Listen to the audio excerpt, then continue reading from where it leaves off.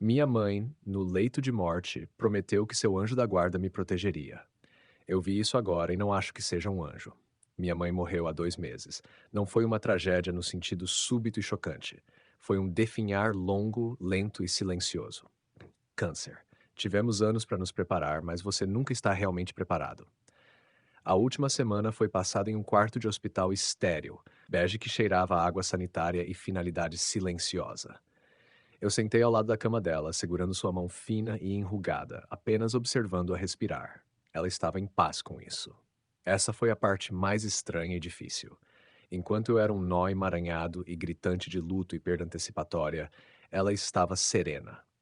Em seu último dia, quando sua respiração estava superficial e sua voz era um sussurro seco e farfalhante, ela me puxou para perto. Seus olhos, que estavam turvos e distantes, de repente ficaram cristalinos. Não fique triste, meu amor, ela sussurrou com um sorriso fraco e cansado nos lábios. Eu não tenho medo, nunca tive medo. Ele sempre esteve comigo. Quem, mãe? Perguntei, com a voz embargada pelas lágrimas. Meu guardião, ela disse, seu olhar mudando para um ponto logo acima do meu ombro. Meu protetor.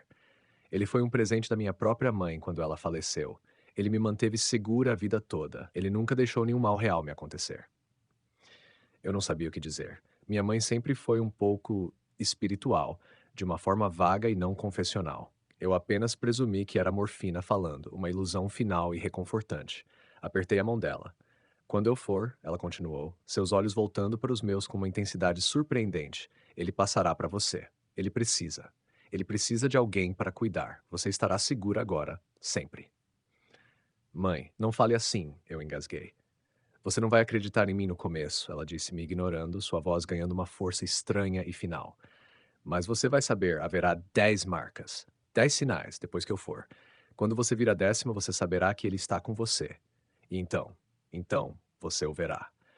Ela recitou as marcas para mim, então, sua voz um canto baixo e rítmico. Uma moeda devolvida, um sino silencioso, um caminho limpo, uma queda evitada, um aviso não ouvido, um medo respondido, um cheiro da terra antiga, um toque de pele fria, uma voz que não é sua, e, finalmente, um olhar retribuído. Ela terminou, e um suspiro profundo e pacífico escapou de seus lábios. Ela fechou os olhos, e algumas horas depois ela se foi. O funeral foi uma névoa. As semanas que se seguiram foram uma névoa sufocante de luto e papelada. Eu estava apenas seguindo os movimentos, um fantasma em minha própria vida. Eu tinha esquecido completamente suas últimas palavras estranhas. Eram apenas os delírios de uma mulher moribunda. Uma peça final, bonita e sem sentido de poesia. Então a primeira marca apareceu. Eu estava no supermercado procurando minhas chaves no estacionamento e uma moeda de 25 centavos escorregou pelos meus dedos, tilintando no asfalto escuro e molhado. Era tarde, estava chovendo. Procurei por um minuto, mas ela se foi. Provavelmente rolou para baixo do carro.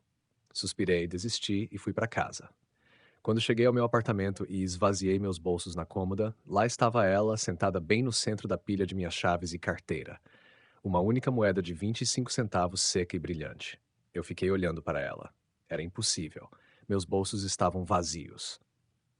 Mas minha mente enlutada imediatamente forneceu uma dúzia de explicações racionais. Eu devo ter tido outra. Eu devo tê-la pego sem perceber.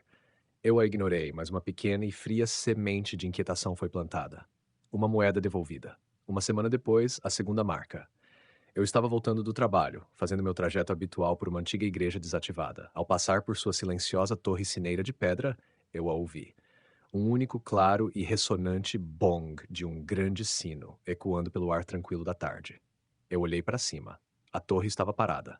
O grande sino estava imóvel. Nenhum pássaro voou para fora. Ninguém mais na rua parecia ter notado. Uma alucinação auditiva, eu disse a mim mesmo. Estresse e luto fazem coisas estranhas com sua mente. Um sino silencioso. A terceira marca veio alguns dias depois disso. Meu prédio de trabalho é antigo, e a equipe de manutenção está constantemente fazendo reparos.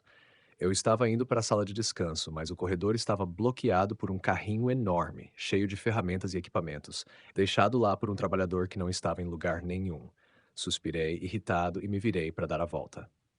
Cheguei ao fim do corredor, virei a esquina e percebi que tinha esquecido minha carteira na minha mesa. Eu me virei. O corredor estava vazio. O carrinho enorme tinha sumido. Todo o processo levou menos de 30 segundos. Não havia como alguém tê-lo movido tão rápido. Ele apenas desapareceu. Um caminho limpo. Eu não estava mais apenas inquieto. Eu estava começando a ficar com medo. Isso não poderia ser apenas coincidências. Elas eram muito específicas, muito perfeitamente alinhadas com a estranha profecia da minha mãe. Comecei a sentir que era um personagem numa história que outra pessoa estava escrevendo. E comecei a sentir que estava sendo observado. Era uma sensação constante, de baixo grau de formigamento na parte de trás do meu pescoço. Eu estava no meu apartamento e senti uma pressão repentina e intensa, como se alguém tivesse acabado de entrar na sala. Eu me virava, meu coração batendo forte, mas nunca havia ninguém lá. Comecei a ver coisas também. Vultos de movimento na extremidade da minha visão. Uma sombra em uma porta que era um pouco alta demais, um pouco escura demais. Quando eu me virava para olhar, ela desaparecia. A quarta marca aconteceu uma semana depois. Eu estava desajeitado com o luto, sem prestar atenção. Eu estava descendo as escadas para o saguão do meu apartamento, perdi um degrau e me inclinei para a frente. Lembro-me do solavanco doentio e sem peso, do flash do chão duro de azulejo, correndo para me encontrar. Eu me preparei para o impacto, para a rachadura do osso. Mas nunca aconteceu. Eu apenas parei a um pé do chão, suspenso no ar por uma fração de segundo, como se uma mão invisível e poderosa tivesse me agarrado pelo peito. Então fui colocado suavemente em meus pés. Eu fiquei ali, tremendo na escada vazia e silenciosa. Uma queda evitada. A quinta e a sexta marcas vieram em rápida sucessão, como um soco de um dois dessa força invisível que agora estava ordenando minha vida. Eu estava prestes a entrar em um elevador em um shopping quando senti uma onda repentina e inexplicável de puro pavor, um grito interno silencioso me dizendo não entre. Hesitei e deixei as portas se fecharem sem mim. Um momento depois, as luzes do indicador do andar se apagaram e um rangido alto e estridente ecoou pelo poço do elevador, seguido pelo som distante do alarme tocando. Um aviso não ouvido. Naquela mesma noite, eu estava voltando para casa pelo parque. Um cachorro grande e latindo, sem coleira, veio correndo em minha direção, com os dentes à mostra. Eu congelei, um choque de puro medo primal percorrendo meu corpo. O cachorro estava a um pé de distância, pronto para pular, quando de repente parou. Ele soltou um ganido agudo e aterrorizado, enfiou o rabo entre as pernas e fugiu, como se tivesse visto algo parado bem atrás de mim. Um medo respondido. Eu estava com 6 marcas. E minha vida não era mais minha. Eu estava sendo guiado, protegido, manipulado por uma força invisível e desconhecida. A sensação de estar sendo observado era uma certeza agora. Comecei a vê-lo mais claramente, embora nunca diretamente. No reflexo da tela escura da minha TV, eu vi uma forma parada na sala atrás de mim. Era alto, curvado como um velho, com braços compridos demais, suas mãos quase tocando o chão. No reflexo de uma vitrine, quando eu passava, eu o via.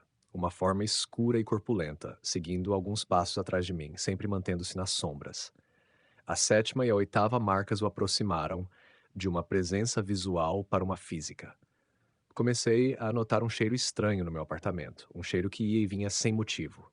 Era um cheiro pesado, almiscarado, animal. O cheiro de terra úmida e rica e algo mais, algo como pele molhada. Um cheiro da terra antiga.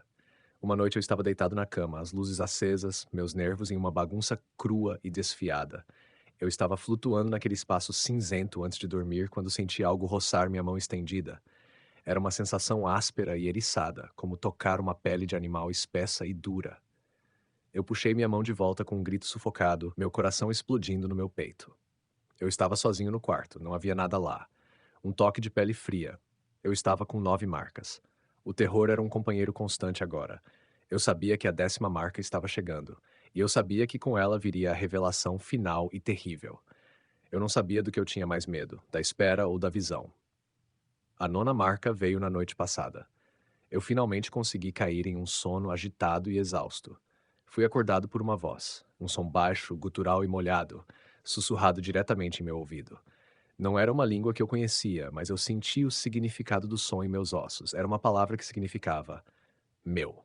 Uma, uma voz que não é sua.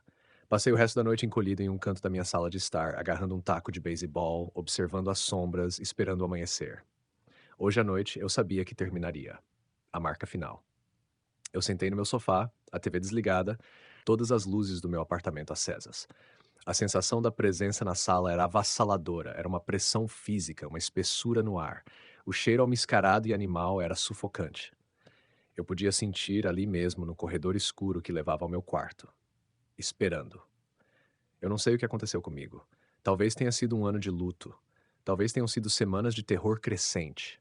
Mas eu terminei de ter medo. Eu terminei de ser a vítima nesta história de fantasmas. Eu precisava ver isso. Eu precisava enfrentá-lo. Ok, eu disse, minha voz um sussurro trêmulo e desafiador para o ar vazio. Eu sei que você está aqui. Mostre-se. O ar no corredor pareceu cintilar, escurecer. Uma forma começou a se resolver na escuridão. A princípio era a silhueta familiar e curvada de um velho. Era alto, talvez 7 pés, mesmo com sua postura curvada. Seus braços eram longos, os dedos nodosos e de 3 articulações de suas mãos roçando as tábuas do chão. Seu corpo era coberto por uma pele preta espessa, emaranhada e oleosa. E então ele levantou a cabeça. E eu vi seu rosto. Não era o rosto de um homem. Era a cabeça longa, estreita e barbuda de uma cabra. Seus chifres eram grossos e curvos, espiralando para trás de seu crânio estreito. Mas a pior parte, a parte que finalmente completamente quebrou minha mente, eram seus olhos. Eles não eram os olhos estúpidos e plácidos de um animal de fazenda.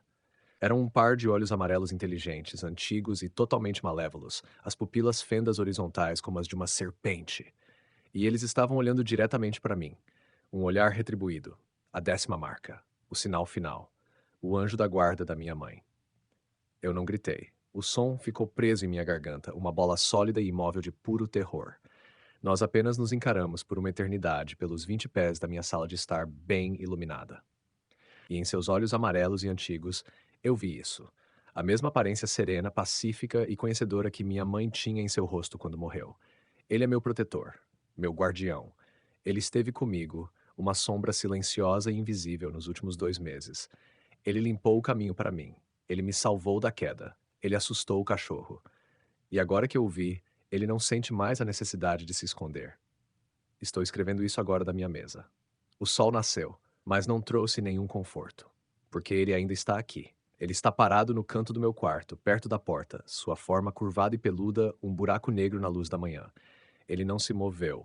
Ele apenas observa. As últimas palavras da minha mãe ecoam em minha cabeça. Eu nunca tive medo. Ele sempre esteve comigo. O que eu faço? Como você escapa de um anjo da guarda? Como você foge de um protetor que nunca, jamais deixará nenhum mal acontecer com você, mas cuja própria presença é um destino pior que a morte?